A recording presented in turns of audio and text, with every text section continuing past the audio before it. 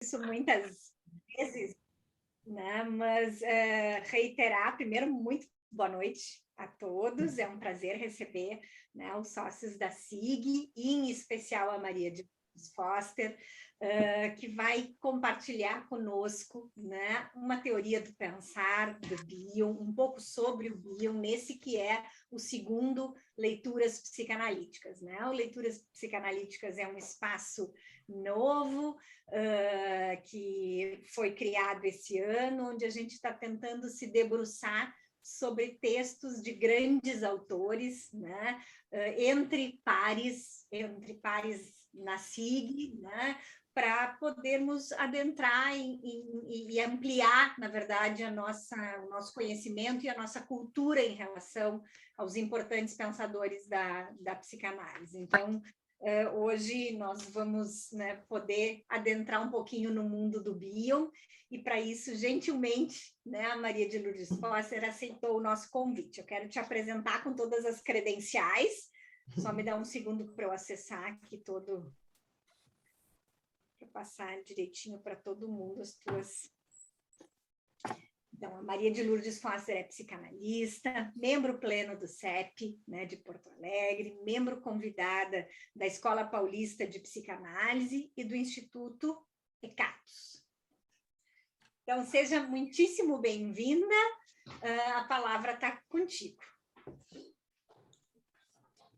Bom, primeiro eu queria agradecer e queria dizer para vocês que eu pensei assim, falei para a Débora e pensei assim. Primeira coisa que eu pensei é eu falar um pouco do homem Bion, de dar um vistaço assim na teoria dele, total, e eu peguei partes do Bion que ele mesmo fala dele. Então, a primeira parte que eu pensei é apresentar o Bion, né? Quando a Débora me convidou, ela falou, a gente queria um pouco saber do Bion, que tu colocasse um texto.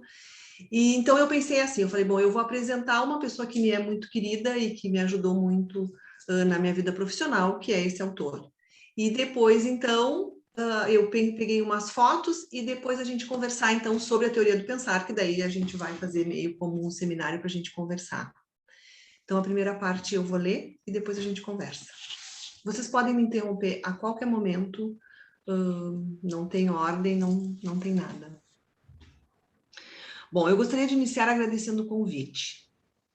Te agradeço muito, Débora, a forma como tu me convidou, e em teu nome eu quero agradecer a SIG. Um prazer imenso estar aqui. Uma casa que eu tenho muito carinho e grandes amigos de longas datas. Mas o meu agradecimento, muito além de ser uma formalidade, é uma gratidão pelo convite em si. Sempre é bom se sentir convidado, mas é também pela oportunidade que me deu de estar mais perto do Bion.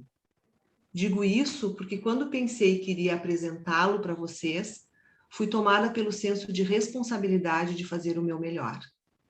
É um autor que me acompanha no meu dia a dia de trabalho, que tem uma importância fundamental na minha clínica e que eu gostaria muito de poder apresentá-lo da melhor forma possível ao conhecimento.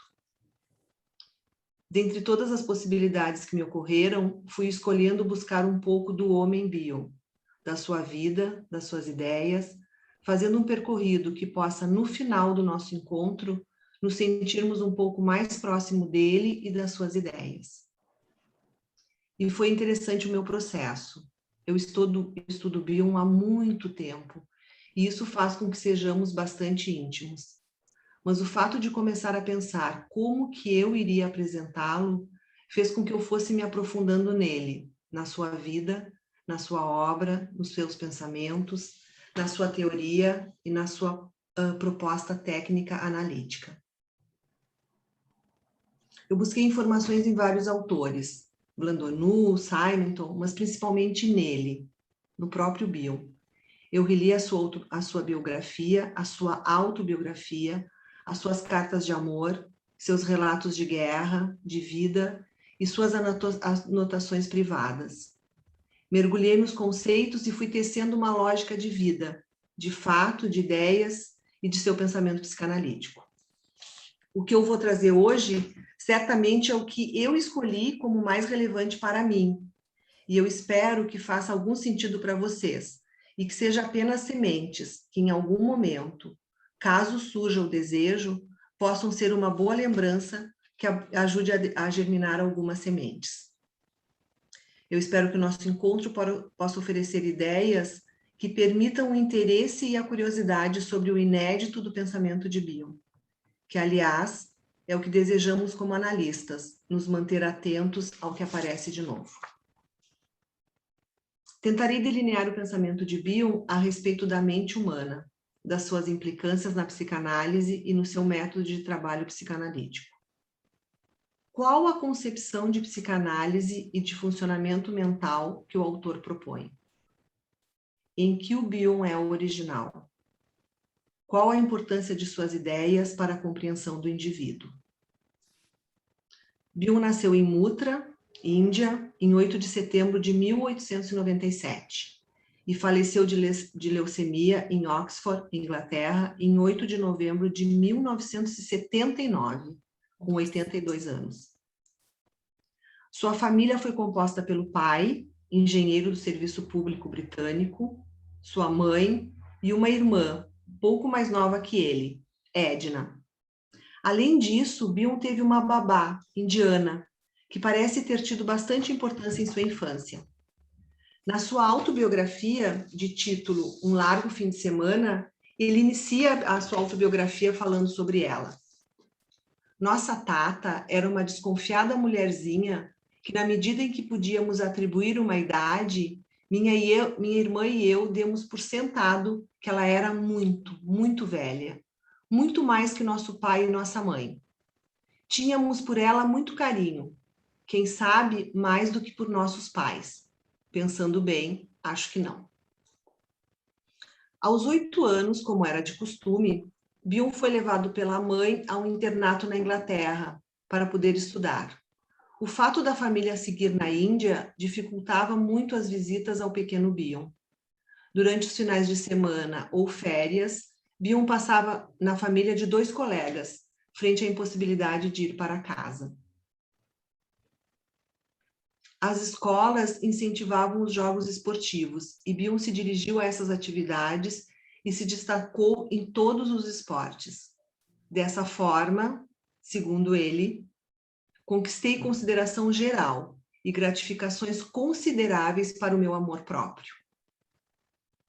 Ao terminar a escola, os rumores da guerra já se faziam presentes e Bion apresentou-se voluntariamente para sua preparação militar, mas ele foi recusado. Buscou ajuda de um conhecido e ingressou nas Forças Armadas em 1916. Aquele pequeno menino que adorava brincar de trem viu-se prestes a dirigir um veículo blindado. Os tanques de guerra estavam pela primeira vez sendo apresentados como uma grande novidade e conquista. É dessa época que Bion toma uma experiência que viveu e utiliza como modelo para o lugar do analista na sessão de análise. O fato dele ser o comandante devia manter o seu corpo fora do tanque, e ele sentia um medo pavoroso de um ferimento pudesse derrubá-lo, o que faria com que, obviamente, a máquina o esmagasse, se a tripulação não percebesse.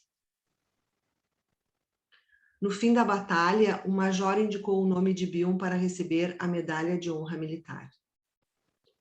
Aos 19 anos, ele era introspectivo e, em suas memórias, conta a respeito dos impactos emocionais que essas experiências lhe provocaram.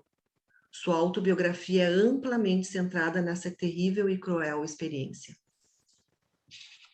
Ele diz: cedo ou tarde, meus pais não deixariam de receber um telegrama anunciando minha morte. Bastava para isso que a guerra durasse bastante tempo. Eu já tinha esgotado a minha cota de chances de sobreviver. Durante o tempo todo da guerra, Bion teve contato com a mentira. Ele questionava-se sobre a atitude de alguns de seus superiores. Achava que estavam mais preocupados com a glória do que em salvar a vida de suas tropas. Percebia informações falsas das autoridades, meias-verdades, mentiras do alto comando não querendo perder o prestígio ou o lugar. mentiras dirigidas às famílias dos mortos, formas de fugir das verdades insuportáveis. Blandonu relata que algum tempo depois, Bion estava extasiado em estar em Londres num banho turco e conversava calmamente com dois velhos conhecidos sobre alguns acontecimentos relatados nos jornais. Ele esperava que um banho sudorífico o livrasse de todas as sujeiras acumuladas na guerra. Por mais que parecesse relaxado, as emoções turbilhonavam nele como demônios. Desejava não ser incomodado pelo seu mundo interno, ainda que percebesse ter oferecido asilo a todos os mortos do batalhão. Eles não faziam cerimônia em chamá-lo lembrando-lhe suas obrigações, diz Bill. Então, esses velhos fantasmas não morrem nunca, nem ao menos se apagam, conservam sua juventude de uma forma maravilhosa. Esses fantasmas se conduziam como vampiros e lhe sugavam toda a vida. Bion tinha apenas a aparência de um vivo. Assim, eu morri no dia 8 de agosto de 1918, que é quando um grande amigo que estava junto é acertado e morre do lado do Bion. Essas experiências que ele passou foram se transformando em ideias a respeito de como ele pensava a mente humana, suas capacidades e dificuldades, e uma incrível crença na capacidade de pensar do indivíduo. Bion teorizou sobre a importância da verdade para a mente, dizendo que a mente humana busca a emergência da verdade e o crescimento mental. A mente desenvolve-se através da exposição à verdade. Ele investiga o processo pelo qual a verdade se desenvolve e o processo através do qual a verdade é bloqueada. Para Bion, a análise é o diagnóstico da verdade interior. No dia seguinte à desmobilização do exército, Bion foi à Universidade de Oxford e foi aceito na Universidade de História. Ele estudou História Moderna e foi aí que conheceu Patton, um professor de filosofia que o levou a estudar a obra de Kant. Tá indo bem? No início dos anos 20, Bion tinha como hábito encontrar-se com seus antigos amigos do colégio no dia seguinte ao Natal e ficavam juntos até o Ano Novo. Esses encontros eram boas oportunidades para trocas intelectuais. Foi em um desses encontros que Bion leu pela primeira vez um livro de Freud, trazido por um de seus amigos. Ele foi estudar medicina em 1932. Empregou-se na clínica Tavistock e foi no final de 33 que Bion recebeu para tratamento como um de seus primeiros pacientes, Samuel Beckett. Bion analisa-se com Hickman, que tinha se analisado com Freud e depois com Melanie Klein. A análise do Bion com Hickman inicia em 1937 e é interrompida em 1939 pela erupção da Segunda Guerra. Ele começa a tratar pacientes evacuados após terem sido abalados pelos fatos da guerra. Antes da guerra, ele tinha conhecido a atriz Bette Jardine, casou. Ele foi designado para a comissão experimental para cuidar das avaliações e qualidades militares dos candidatos. Foi aí que Bion começou sua teoria sobre grupos. Ele observava o indivíduo e o grupo, e essa relação. Ele trabalhou com a vida emocional dos grupos. Só uma curiosidade, esse trabalho, que depois o Bion é muito conhecido por causa desse trabalho, né? Esse trabalho durou apenas 6 semanas. Porque ele faz uma proposta no hospital, eles queriam que o Bion ajudasse a selecionar quem é as pessoas que poderiam voltar para a guerra e quem não poderia para o fronte, né? E o Bion coloca todas as pessoas juntas, sem discriminar as patentes militares. E isso deu muito certo enquanto grupo, mas deu muito errado enquanto avaliação. Então ele foi dispensado, só durou 6 semanas, mas ele escreve a teoria dele de grupos. Apesar da gravidez da esposa, Bion vai para a Normandia e lá recebe a notícia de que o parto foi bem sucedido e que nasceu uma menininha. Após 3 dias, recebe a notícia da morte da sua esposa. Volta destroçado para Londres. Se pergunta: o que matou Bette e quase matou o meu bebê? Teria ela uma má formação física? Houve uma incompetência médica? Foi o caso de autoridades rígidas ou de autoridades indiferentes? Ou teriam sido revelações sobre a minha partida e estada na guerra? Parece que tratou-se de uma embolia pulmonar que, na época, não se sabia como prevenir. Bion não volta mais ao exterior e ocupa-se do cuidado da filha Partênope. Bion postulou um modelo no qual o indivíduo é capaz de tolerar a dor psíquica. Diz, inclusive, que é preciso mais do que sentir a dor, é preciso sofrê-la. Em 1945, começa sua análise com Melanie Klein e retorna à sua formação no Instituto de Psicanálise e, assim que a guerra termina, volta a trabalhar na clínica Tavistock em tempo parcial. Ele interessou-se muito pela teoria de Freud a respeito de grupos, mas acreditava que era preciso trabalhar com os grupos para poder compreender o que ocorria. Ele diz: de fato, nenhum indivíduo, por mais isolado que seja, pode existir fora de um grupo, ou estar isento das manifestações grupais. É impossível compreender um solitário que se retirou do mundo sem referir-se ao grupo ao qual ele pertence. Comete-se erros em psicanálise não considerando os fenômenos grupais, pois o analista e o analisando têm em comum várias tensões grupais. Bion estava apaixonado pelo estudo dos distúrbios do pensamento, chamado do seu período psicótico, que foi quando ele se dedicou à observação da esquizofrenia. Escreveu vários artigos nesse período, cuja ênfase era colocada sobre a relação do pensamento e do uso da linguagem na psicose. Ainda em análise com Melanie Klein, Bion casa-se novamente, tem mais 2 filhos, e é nessa época que ele escreve a maioria de seus artigos do período grupal e os primeiros artigos do seu período psicótico, chamado período psicótico. Foi em 1950 que ele conhece Francesca, também viúva e bem mais jovem do que ele. Ela era pesquisadora assistente do Instituto Tavistock. Mesmo se vendo sempre, ela e ele, Bion escrevia muitas cartas para ela. O simples fato de pensar em nossos futuros filhos me causa uma doçura indizível. Você me devolveu Partênope e me fez sentir o que era ter uma criança. Você não pode imaginar o quanto era terrível sentir, durante esse tempo todo, que eu a perdia um pouco mais a cada dia, a tal ponto que algumas vezes ela não parecia mais ser minha filha, de jeito nenhum.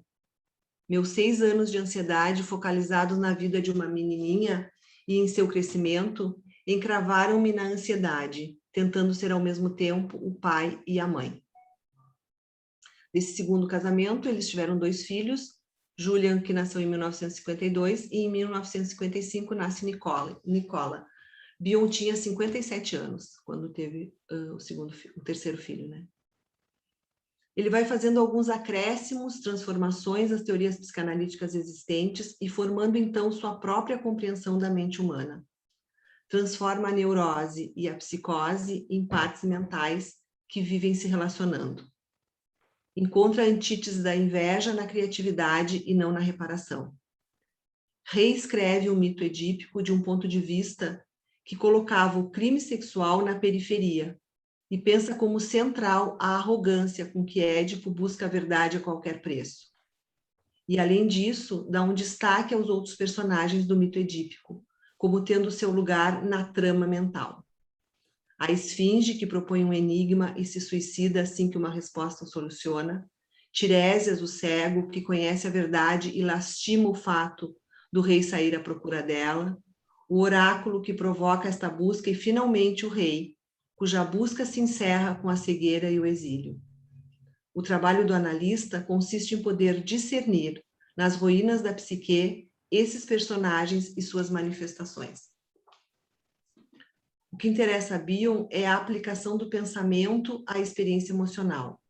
E uma experiência emocional não pode ser concebida fora de uma relação. Suas ideias e formulações teóricas vão cada vez mais se encaminhando para o trabalho e a análise de pacientes graves e da escuta e trabalho com essas partes ativas. Para ele, a estupidez, a arrogância e a curiosidade intrusiva devem ser consideradas como indícios de uma catástrofe psíquica. E sugere que seja analisado em cada paciente o cego, o estúpido, o suicida, o curioso e o arrogante, e todos os possíveis vínculos que são formados entre eles. Bion define a parte psicótica como sendo a que quer destruir qualquer função de ligação, de encadeamento ou de união entre esses dois objetos. O Édipo investigado não é mais apenas o dos desejos sexuais pela mãe e desejos de morte em relação aos pais. O outro vivia há um tempo como intratável inimigo de um casal invejado e como investigador arrogante. Um é o grande herói de uma tragédia familiar com 3 personagens, ao passo que esse outro encarna solitariamente uma odisseia. A arrogância de querer a verdade a qualquer custo tem precedência sobre a sexualidade homicida. Bion surge com seu período epistemológico, onde a psicanálise dedica-se então à busca da verdade. Seu trabalho baseava-se na ideia de que era preciso analisar a relação do paciente com uma dada função, e não tanto com o objeto que exerce dita função, a ligação e seus espectros. Um dia, alguns anos depois da guerra, ao nadar na piscina de um conhecido hotel junto da estrada, fui abordado por um outro nadador. Ele tinha me reconhecido, mas levei alguns instantes antes que da matriz da face do eficaz homem de negócios emergisse a face rosada de Brown, um colega, né? Diz o colega. Aqueles tempos de guerra, quando olho para eles, foram os dias mais felizes da minha vida. Impossível, retrucou Bion. Foram sim, eu gostei de cada um desses momentos. Você gostou de todos os momentos? Gostar disso? E eu realmente vi e acredito que aquele próspero homem de negócios estava a falar a verdade. Esse foi o tipo de fenômeno que causava em Bion, como analista, um desejo de estudar e compreender em profundidade. Em 1962, Bion foi eleito presidente da Sociedade Britânica de Psicanálise. Na metade dos seus 60 anos, foi a época em que ele publicou vários livros. Seu interesse maior era como observar e comunicar experiências que não dizem respeito apenas aos sentidos. Ele investiga a gênese da psique e o desenvolvimento do pensamento. Busca uma forma de notação da seção analítica, um método que permita ao analista clínico aguçar sua capacidade de observação e uma reflexão a respeito do trabalho cotidiano. E é em 1962 que ele apresenta seu primeiro trabalho após a morte de Melanie Klein, Uma Teoria sobre o Pensar. A gente logo vai voltar a esse texto, que a gente mais profundamente vai discutir, né? Nesse momento, eu só destaco o início do artigo. Nesse trabalho, estou preocupado principalmente em apresentar um sistema teórico. A sua aparência como uma teoria filosófica deve-se ao fato dos filósofos se preocuparem com a mesma matéria. Difere da teoria filosófica na medida em que visa, tal como todas as teorias psicanalíticas, a sua aplicação prática. A partir desse período, ele buscava qual era a função da personalidade, quais as transformações necessárias e como isso ocorria. Escreve seus livros importantes nesse período, Aprendendo da Experiência, Bion tinha 65 anos quando escreve, em 1962, Elementos de Psicanálise e Transformações, em 1962, com 65 anos. Surge o conceito de O, de realidade última, aquilo que se aproxima mentalmente ao conceito da coisa em si do Kant. Ele designou o O para representar a realidade, isso é, as impressões sensoriais que o indivíduo submete ao processo de transformação. A personalidade deve, então, sobrepujar o infinito vazio e amorfo, citação que Bion tira do Paraíso Perdido do Milton. Para Bion, cabe ao pensamento psicanalítico preparar a ação, e uma equivalente ideia de futuro surge fortemente no pensamento psicanalítico dele. Bion escreve: como é que uma pessoa conhece a dor, tão impalpável que a sua intensidade, pura intensidade, é tão intensa que não pode ser tolerada, mas deve ser destruída, ainda que isso envolva o assassinato do indivíduo anatômico? Quando Bion vai para a Califórnia, no final dos anos 60, e é convidado a se mudar para lá, aceita o convite e diz que aceita, porque não queria se tornar o chefe espiritual do grupo kleiniano, após o falecimento da sua fundadora. A notoriedade de Bion começa a penetrar fora das fronteiras inglesas. Gostou quando foi convidado a fazer conferências na América do Sul. Assim que se instalou na Califórnia, esteve na Argentina, ciceroneado por um eminente kleiniano, Grimber. E dessa viagem já surgiu um livro com as ideias de Bion, do Grimber, da Elizabeth Bianchetti e do Dario Sfar. Em 1973, Bion, acompanhado de sua esposa e que agora já era uma verdadeira colaboradora, foram a São Paulo para 2 semanas de conferências e seminários.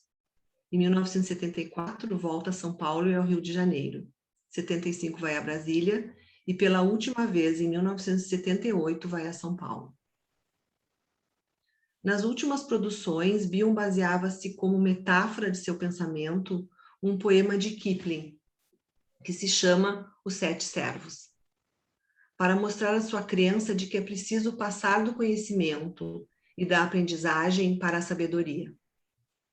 O poema diz que aprendeu tudo com 6 serviçais honestos: o que, o porquê, o quando, o como, o onde e o quem. Tinha pedido que percorressem o vasto mundo e eles tinham trabalhado para ele. E agora tinha lhes dado descanso. E Bion acrescentava que cada um de nós deveria aproveitar essa pausa para conseguir o 7º pilar da sabedoria.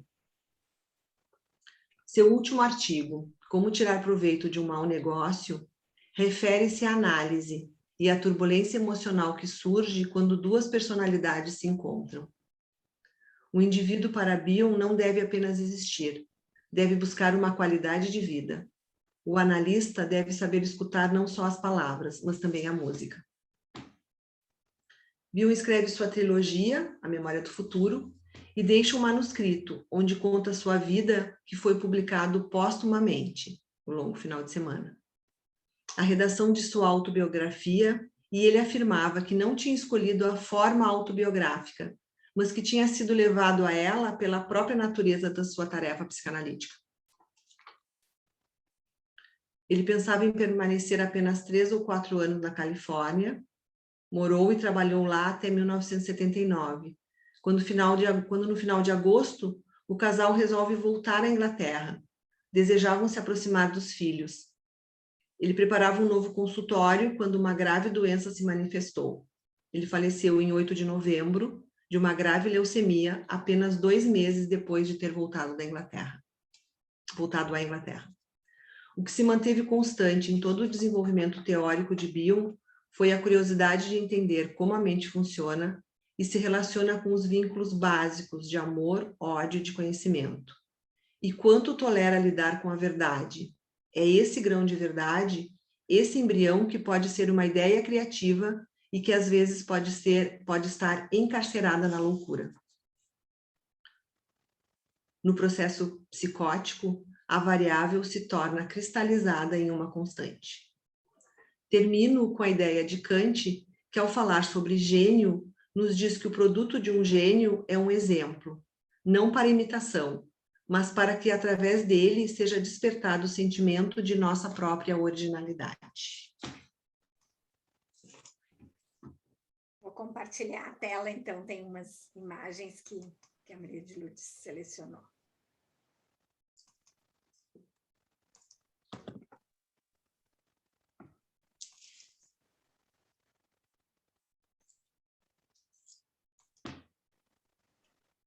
Vou passando? Sim, eu só trouxe umas imagens só para a gente ver um pouquinho ele. Só minha coluna, que está bem na frente do bio.